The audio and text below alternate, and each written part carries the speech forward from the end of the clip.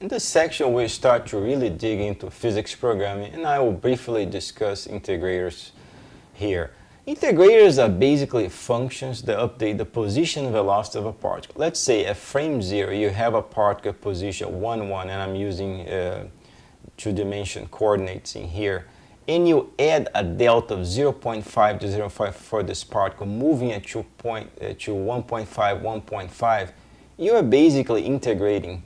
And this is called the Euler integrator. In this particular case, assuming the animation is running at 60 frames per second, and between 2 frames, then you're going to have the time between 2 frames 1 divided by 60, so which is 0.01666 and goes, and that's your delta time, and then this is your dt.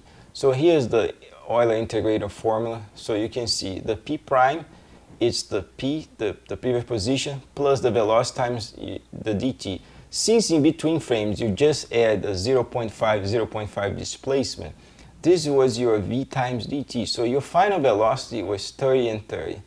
And here we are using the Euler to update just the position of the particle.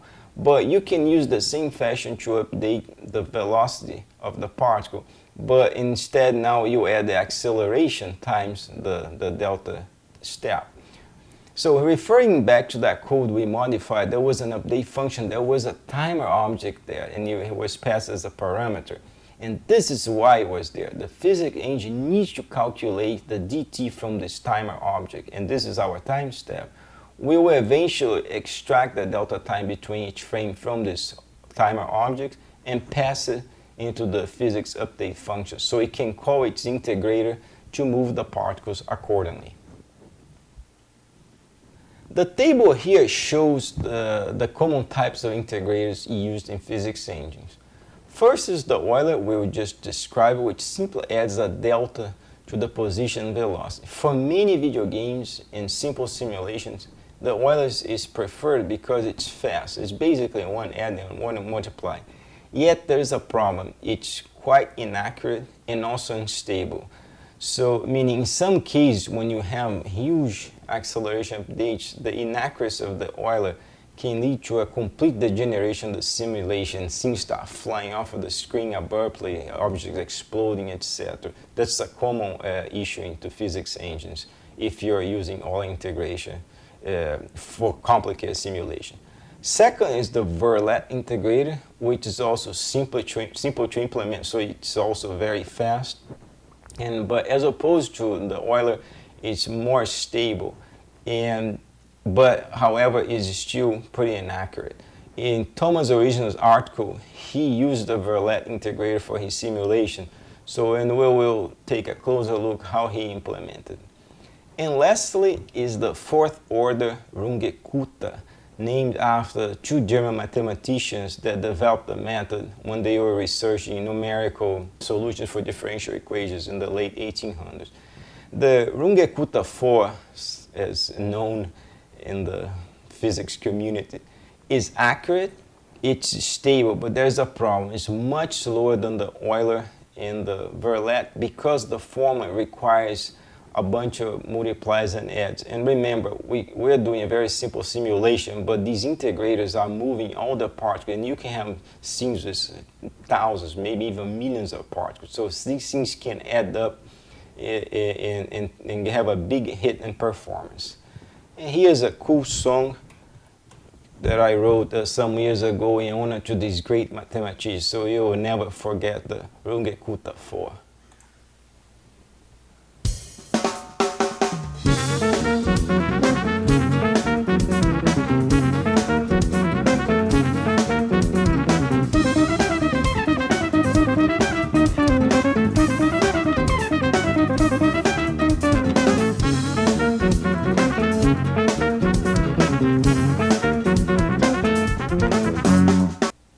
It's a pretty cool song.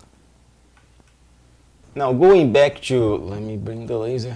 Going back to Thomas' article, he shows the Verlet integration method there, and here I just repeated the formula again so we can see.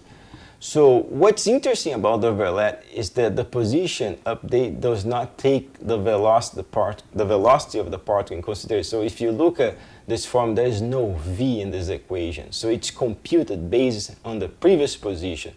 So, and what I mean by that, so x is the current position of the particle, x prime is the new position of the particle that's going to go the next frame, and x star is the previous position of the particle, which was in the previous frame. So we can't translate this formula directly into C++ code as such. So x equals, so this is 2x, x plus x minus the old x times the acceleration times the time step squared. And I add these parentheses so it makes it clear, because we can rewrite this as x plus equal x plus this entire part of the equation. However, if you use the integrator exactly as here, there is a problem, because there is no energy dissipation. The formula, the particles will never stop moving. They move forever. It's like a perpetual motion. But Thomas also suggested you can add a small drag to the velocity, to the position of the particle, so then you can slow down the velocity of the entire system slowly. And that can be done if you just multiply a scaling factor into the x and the previous x, and we're using here 0.99. It needs to be very close to 1. If you can even play with these parameters later, and you can see the inaccuracy can build up, and it causes the generation of the scene I explained before. Let's go now to the coding part, so we start coding the simulation. So the first thing I'm going to do, if I have Thomas' article here, I will basically use exactly his template code, his sample code, as our startup point, because that makes it easier for you to follow later. So he called his class a particle system. Let's go in here and create the two files. So particle system C++, and I will create the header file, particle system, and I will pretty much use this code. Let's just copy the class with his main data structures, and the C++ file we add these functions. Oops, wrong copy and paste.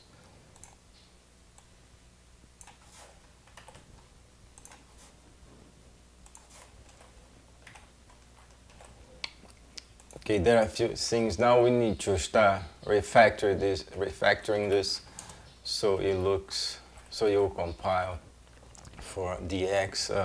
One thing I'm going to need,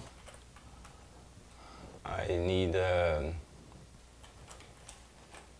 timer object, and also I'm going to need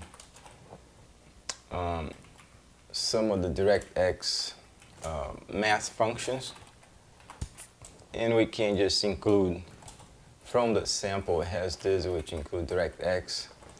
And the main thing, the main refactoring here, see, he used this vector tree which he defined somewhere in his original code. So what we're gonna do here is replace vector tree by DirectX XM float 3, and this is inside the DirectX namespace, and I'm gonna do this for all of them.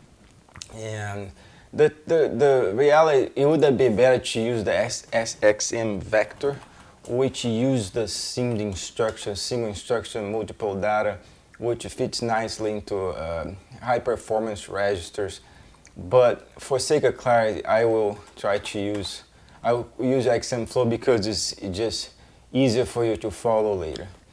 And that's what I'm going to do, a little bit of refactoring on this. I copy this extra code, the Verlet, where we'll go in a minute. And I'll come back so we don't waste too much time, because I'm just going to rename these things and fix few compilation issues. Let's just pause for a second. Okay, back here. So I basically add just a dummy construction and the structure default, and I fix the namespace here to use a float 3.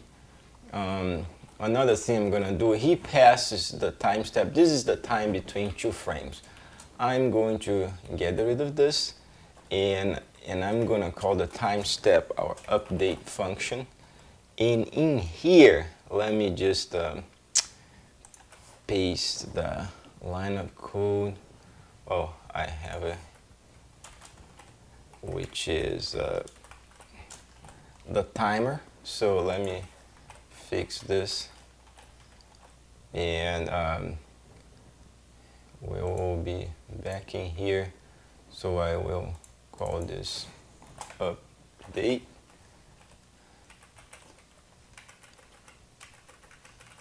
And we will pass the timer.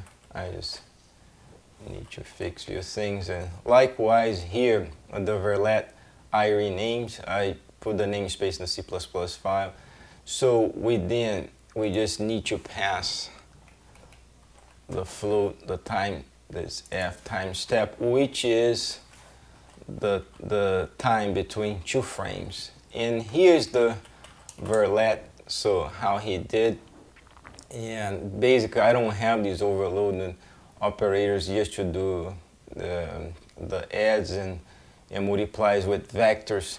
And we could do this with assembly instructions, but I'm not going for this demonstration. So I'll just do caveman style. It's very non-optimal, but it's okay. So it makes it always easier to read. And I'll discuss more about cleanups and optimizations. And we have now our Verlet Integrator. And it's pretty much like I showed on the slide. So when he saves he has these positions and he puts into the old position and he does the step. The actual thing we need to add, I will add so we can tune this. I'm gonna call F1 the energy dissipation factor, F2, and here I'll multiply F1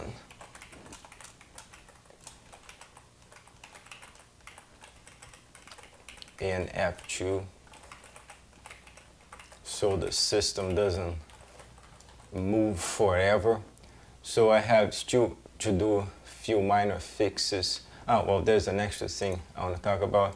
So we have this, the number of particles, and okay, I didn't even explain. Let me explain. So here's this mx, where he stores the current position. When we initialize the cloth, the mx will have all that grid that we build. And then we immediately will copy the old x, so the cloth starts with x and mx old and x old, m old x, exactly the same position. Here is where we will add the force I'll discuss later, and he creates a vector here. He uses gravity. But if you remember here, okay, now particle dim. Let me move the. I'm gonna create. No, actually, I'm gonna create. I wanna move this from here to the particle system, and I'm going to create also num particles, which is basically particle dim square. So these arrays will hold the number of particles, which is the number of vertices in in our cloth. Okay, let me pause again. I will just fix few compilation errors and we'll be almost there. Back again. Few things I forgot, because when we create this project, it was inside the soft body namespace, so I added, so it was not going to compile. So I have to fix the namespace. Also, the particle system should be inside content because they all depend on each other. This is pretty coupled all together, and so I had to move. It created a different folder. And okay, what else in here? Yeah, it was basically just fixing the namespace and the location. So now we have our Verlet. It passed the time step, and so I fixed it. It was missing two. We will then calculate the time step, and then I have already worked out this code. I'm just gonna paste in here, and basically this is like a, oh, we need to include string. Yeah, so basically from that timer object, you can call time and get elapsed in seconds, and that gives you the elapsed time between each frame, because we're going to be calling this update function each frame from the rendered. And then once I have this, I can just pass to the Verlet the time step. You need to, oops. Take a quick look in here. Oh yeah, so I just missing this. Oh, let me paste this. So then we have this, so we'll call the Verlet with the elapsed time in that formula. We just coded it should just do the integration of the particles, the movement of the particles. And lastly here, and here I'll print if we could see. We won't be able to see the simulation yet because we have to build this slowly. And here, if you remember, we build the cloth, the position procedurally inside this code, and it was even leaking, and I did this on purpose so we can fix the leaks pretty soon. It's leaking because I never clean up these arrays for when the app exits for the vertex and the index. But I did this on purpose because I was going to move this. See, I'm going to move this entire part to inside the particle system, because the particle system is actually will create these positions. And you could do in the constructor, there are a million ways to do it. I'm just going to be a little lazy here, and then I will just create some init function that will create these points, and then I have to assign these vertices. I have to assign these positions to what Thomas called mx, which is the current position of the particle, and the old x. So the cloth starts all the vertices in the right position. So again, I will just work out all these compilation errors, and we come back. Then I fix some of these compilation errors here. So that's basically it. I move the initialization through here, and the only difference now, the mx will have the position, and the old x, I should just make this not let me call this initial height so we can change this later, so I will remember. And then the old x will start at the same position. I also create this little helper function, get particle position, which you just pass the index and returns the position of this array. So this is because, and then I add it here too. This is because now we are ready to, where is it? Yeah. We use this inside the render. See this, we don't need this anymore But the class position now, what I'm gonna do is that I will, first let me add the object in here, which we call the particle system.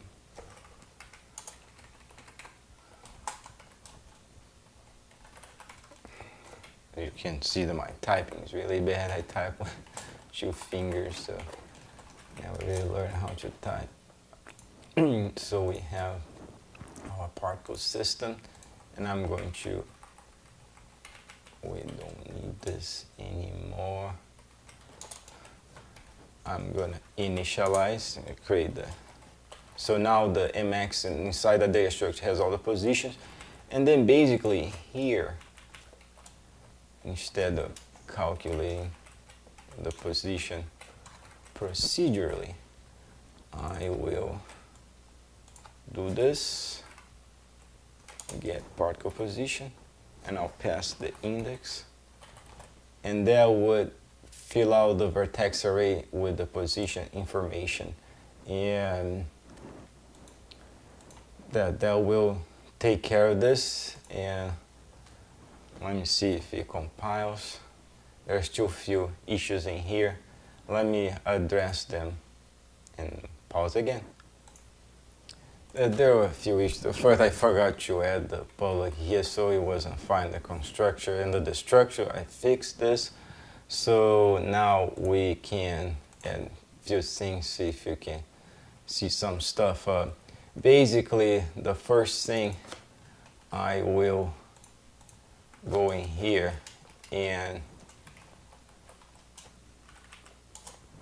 I'm going to discuss forces in the next session, but as of right now, I'm going to make gravity 0, 0, 0, because when the update function gets called, we are accumulating all the forces that will move the particles. So, and since here we are adding gravity, we're not adding gravity, but we are making the acceleration of the particle be equals the gravity. So I will make this 0, so when it gets added to the time step in here in the integrator, it will not affect the particle movement. The other thing, and I think I already into the render now. Okay, into the update class now. Before I start updating the class, when we're mapping, I have to model it. I call the particle system update function. And here, remember we had all this hack. I am going to, and I remove the hack that moves the Y up. And I will just here, the basically, I even added here. Well, instead of having the way it was, now it's calling the particle system and the helper function, the II.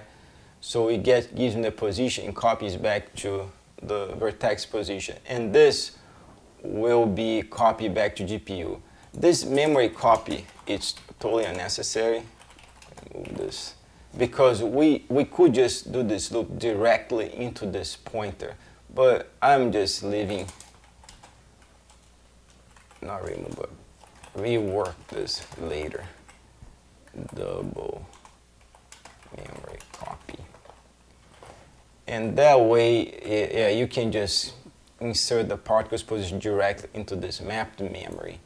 I believe this should be it. And now I myself get a little lost. And I'm printing out the elapsed time. So right now, we're probably not going to see anything that interesting. But let me see if I can show both. One thing here, it's already showing the time step because I print after this. It's about right. It's running at 60 frames per second. 1 over 60 is like 0.166. So we get about the correct time step. And now bringing it back, it's back to, oops, it's back to the way it was. So I'm not like morphing that vertex anymore. The class is a little above the sphere, but now the particle system is driving this simulation here, so the movement of the particles. To make our cloth move, we obviously need to add forces. I had zero out gravity in the previous section just to test the cloth position driven by the particle system, but definitely gravity should be added back, as well as any other force that can influence our cloth movement. To do so, we just use the Newton's second law of motion that is written here, but basically it states if the mass of the system is constant, the total acceleration is equals the net force acting upon the object divided by the mass of the object. And this formula is only valid if the mass of the system is constant, because you think if you're doing rockets, so the fuel keeps burning, so the mass can change, so this formula is not valid.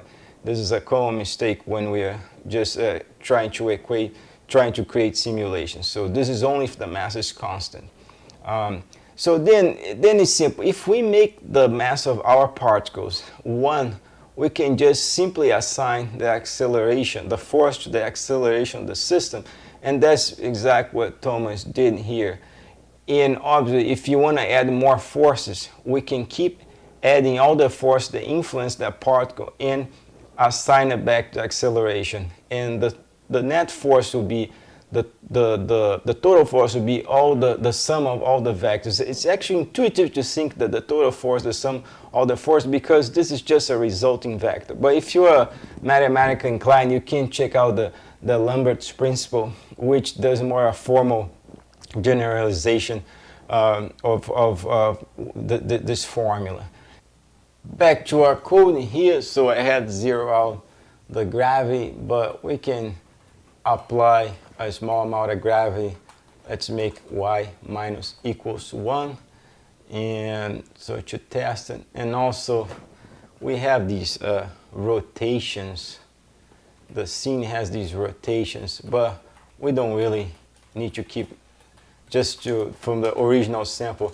Let's make the rotation 0 of the entire transformation so we can see, and then that's pretty much it. We can now see the cloth just falling, and obviously all the particles are being influenced with the exact same gravity, so just this will keep falling forever. And one thing here, obviously if you want to add extra forces, you add, as I showed in the previous slide. But wind force could be a little more tricky, because this is assigning gravity to every single particle equal. So it's assigning the same force equally to all particles.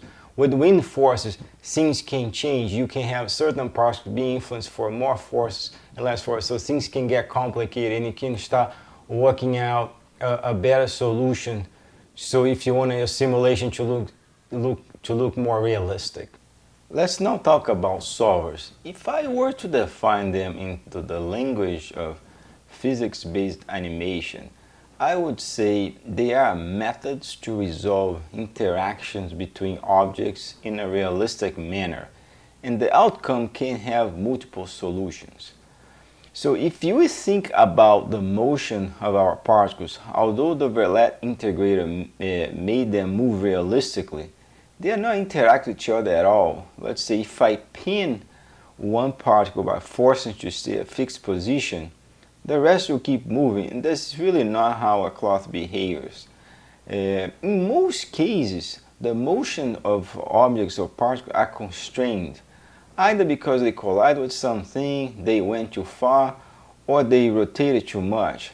So solvers will try to address these constraints. In Thomas's article, he showed like a really cool constraint solver that enforced the distance of the particles to stay at a fixed length as much as possible. And his method can be expanded for other types of constraints as well, as it also explains. And also, solvers are used to perform collision resolution. Remember, in physics engine, collision resolution is one of the main jobs of the physics engines. Since the physics engine needs to address where the objects or particles should go if they collide with something. One common constraint in rigid body simulation is the non-penetration constraint. and that is if if objects collide or they are on top of each other, being influenced by gravity, they should not penetrate.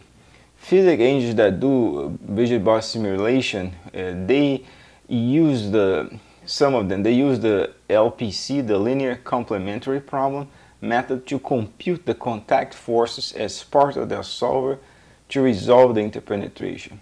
But we will not be looking at any rigid body physics in the screencast, so we just focus on the constraint solver Thomas proposed to resolve the motion of the cloth in a realistic manner. The heart of the cloth simulation is the constraint solver. And if we look at this small patch, for example, let's say at frame 0 it has a perfect squared configuration, but at frame 1 a force moves only 0.1 slightly by some delta, then the distance between 0 and 1 it will increase by that delta, and also the distance between 3 and 1 will increase. Yet, if these points are all constrained to each other by the same distance, like a stick that connects them, the constraint solver must move point 0 and 3 back to the same distance. But by moving 0 and 3, since 2 is connected to 0 and 3, the solver must move the point 2 as well, making some sort of rotation movement here. This is called the constraint solver. In other words, the stick constraint will attempt to keep the distance between 2 points always the same. Another way to visualize the stick constraint is to think of a spring of infinite stiffness. So the moment the spring is stretched or compressed, it will immediately bring it back to its rest position. To model the stick constraint, we can simply use the same idea we did for the line endpoints. We basically create a structure that saves the index of 2 endpoints, but we also save the length at rest position of these points, which is the distance between them where the size of the stick constraint is satisfied. With that, the constraint solver must check if the distance of these 2 endpoints is too small or too large against the rest length. And let's say if the movement of the particles violate this distance on the short side, the solver must separate them. Conversely, if it violates on the large side, it needs to bring them close. And let me bring my pen in here. There's another interesting I need to talk. Notice that this is not the only configuration we can model the cloth. We can add more stick constraints with different rest lengths. This is supposed to be a straight line, but we can do this. We can add extra sticks between 0 and 5 and 1 and 4, and that will increase the stiffness of our cloth. So that will be a different configuration to model the cloth. Again, this is supposed to be a straight line. It's really hard to draw the mouse. We can even connect like 2 separate ending points, like the extremities of the patch. So anyway, there are multiple configurations depending on your application, depending how you try to model. You might want to use extra constraints, and this also can give you a hint, because here we are modeling a 2-dimensional object, but we can use the stick constraint to model a full 3D object, and that's even why I call this presentation a soft body simulation. Although we are focusing on the cloth, this can be expanded to full 3D objects. Now that we have the stick constraint data structure set up, we need to satisfy them. And how do we go about it?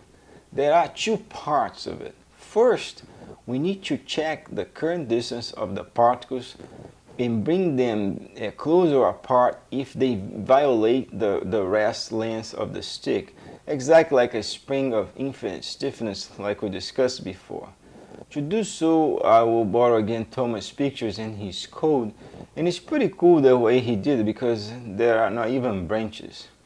Yet I decided to rearrange his original version so that we can follow more easily, and I put under comments his original version here and mine rewritten for clarity and not speed, I should stress.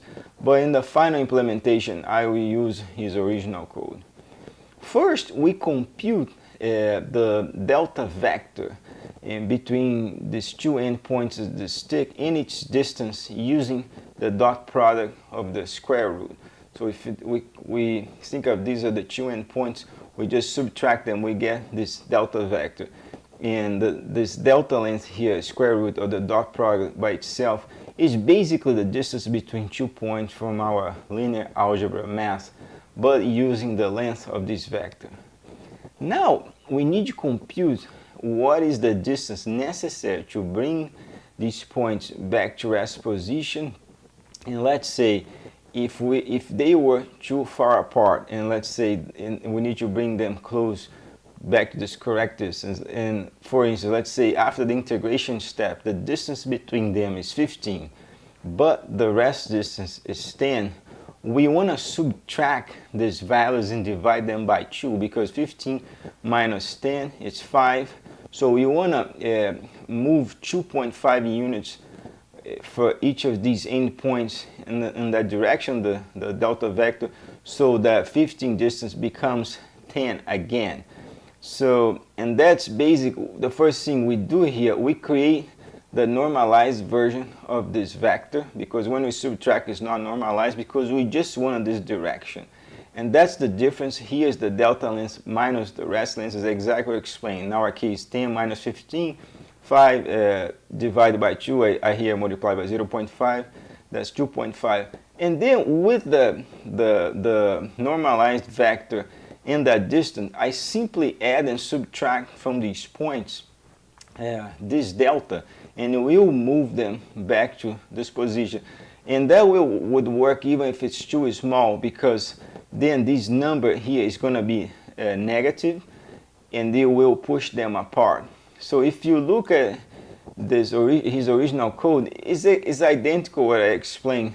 The only difference that's a little bit more confusing, when he computes the difference, he divides by the delta length, and the reason is because, see, his delta here is not normalized, and because he multiplies everything here, the difference, by the delta, what he's doing here is basically delta divided by delta length. He's normalizing this delta, but essentially it's basically the same thing. Here is just a little easier to follow what's happening. Moving on to the second part of the constraint solver, and in my opinion, this is one of the coolest algorithms for solution conversion. It's called relaxation. Referring back to the picture of the previous slide, if we want to fix all this distance that have violated the rest length, you need to loop through all these stick constraints and fix all the endpoints using those vector operations we worked out. However, something interesting happens if you keep looping and fixing all this distance. And let me bring my pen here. So for instance, when you loop to this and you fix the rest length between 0 and 1, and remember, we still haven't got to constraint 0 and 2. 2 will be more or less around here still, referring back to the picture. So after the end of this loop, you would have fixed all the particle distance, but you also may have violated the distance of other constraints. And this is because as you move one pair of particles to rest position, you also affect other particles that are connected to this pair. In this case, when we fix 0, 1, we also affect 0, 2.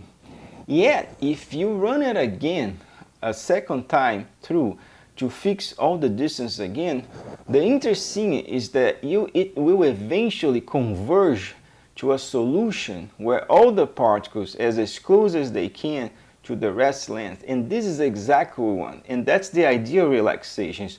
Loop multiple times, and here is shown as the second loop here, the outer loop, which says num iterations.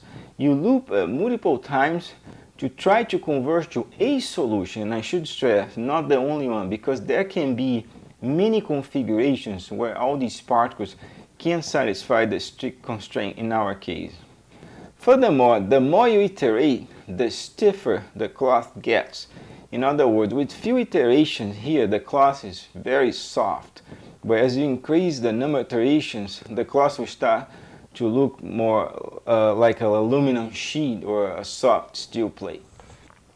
Relaxation is really neat because we can expand this idea to satisfy other constraints. Here I suppress the stick constraint code, but I added another constraint which I call the pin constraint. As you can see, it basically pins the first vertex of the cloth to the orange. So what happens if we apply relaxation with both constraints?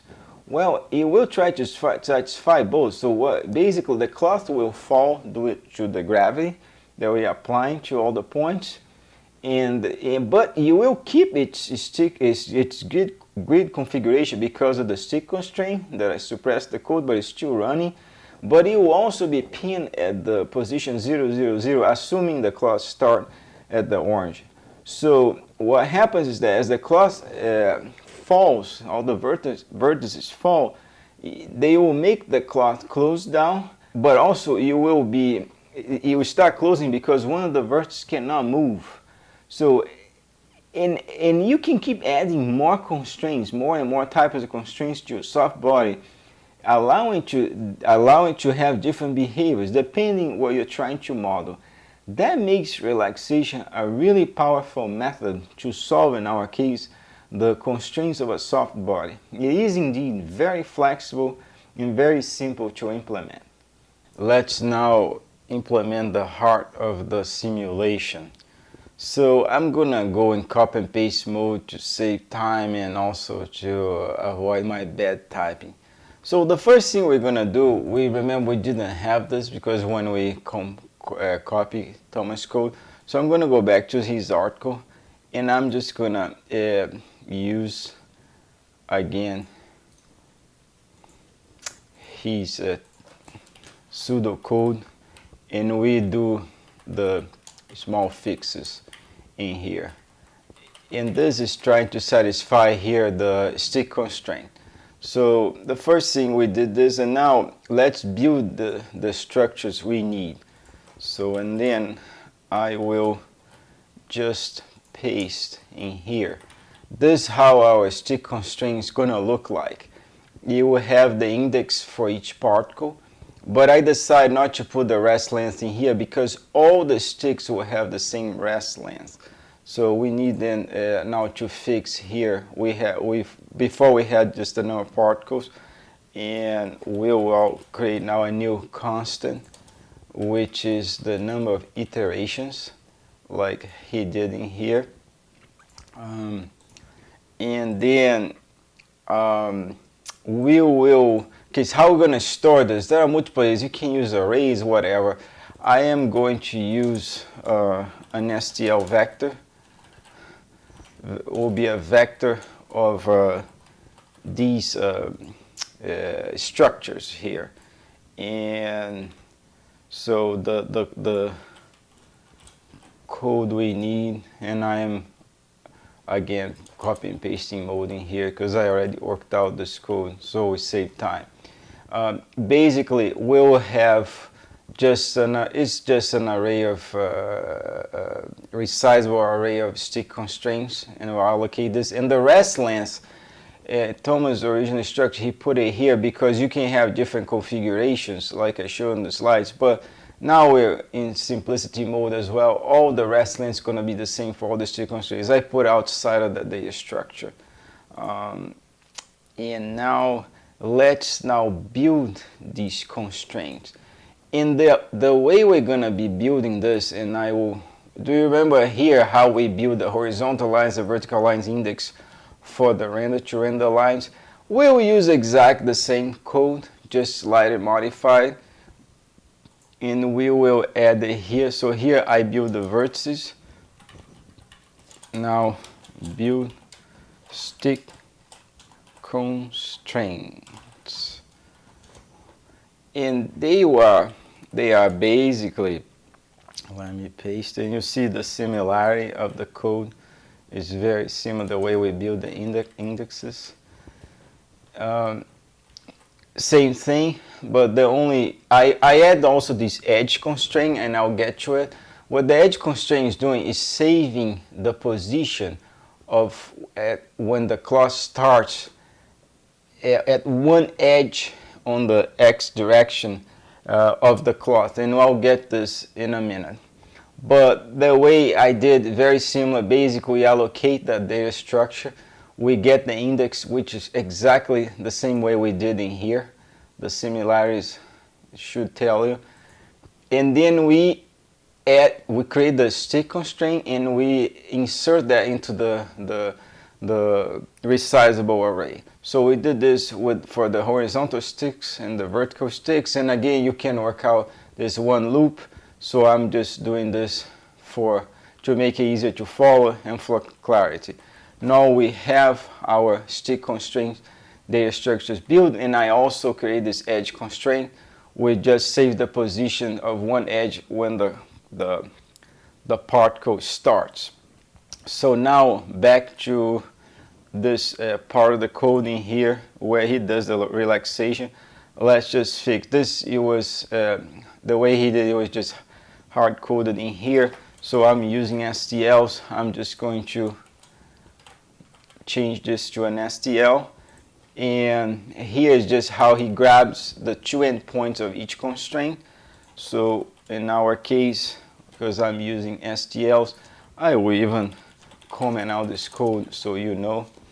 So then now I'm getting the endpoints of the position of each particle for the stick constraint. And here is the vector operations to bring the points closer or far apart, depending if they violate the constraint on the large side or the small side. So I will then just paste the exact same thing, but work it out with the DirectX structures. And I will try to make a slide later. I want to talk about a little bit of optimizing this. This is pretty bad the way it's written. It's purely for clarity. Again, you can use SIMD structures, as I mentioned before. That makes these things a lot faster. And I'll try to make an extra comment this a little later. But we keep going. So that way now we are satisfying here. Fine. Let's call C1 like he did. And that's the stick constraint. Okay. So with this, with the iterations going on in relaxation, we'll try to bring all the sticks, all the points at rest position. But now I add the edge constraint, and I will explain this. It's very similar with that pin constraint. In fact, let me call this C2, and the edge constraint is going to be C1. So basically what this is doing, remember we saved the position of one edge when the class was created. We will, no matter what happens, we'll put it back this entire edge exactly at the same spot. So in this will make one edge of the class to be fixed. But before I get to this, let me do something here that I want to show. Instead of looping to the whole edge, I'm just going to do the first point, which will make this look like a pin constraint. And I believe this is it. This should build the simulation. And let's see what happens first. I did not fix the entire, I just fixed one point. And let me compile this, and we take a look at the simulation. And let's go in debug mode. Yeah. Here, let me see if I can, let me rerun again. So here's what's happened is this. It's fixing one point, it's already behaving more or less seeing what we want, but it's coming to one just fixed line. But remember with relaxation, when I told you, it will converge to a solution, and that can be multiple solutions. This case is a perfect valid solution. The edge constraints are the stick constraints are being satisfied, but it's bringing everything to one line. It does not look correct because this is not a solution that visually looks right, but mathematically it is correct. And that is the thing you have to, as you model your class or your soft body, you need to test different constraints to get to the situation you want. So now I'm gonna bring it back the way it was. So in this case, the entire edge will be fixed. And let's try. And then see here now the simulations are, so the entire edge is fixed, which is correct. And this is already behaving like the cloth we want, similar. But that is not like deforming the cloth entirely, because this is also a valid configuration and it looks correct. And then we can make this a little softer, like not so. Let's put just 4 iterations in here, and I believe we add the dragging here at the Verlet step. So here is making adding a little bit of a drag. Now let's put this like in perpetual motion, so the cloth will keep moving forever with the edge constraint. So you see the cloth is already a little softer. It's not as hard as before. And this will keep moving forever, but it's already looking pretty good. And that's how we add the relaxation in, and we can get close to the simulation we want.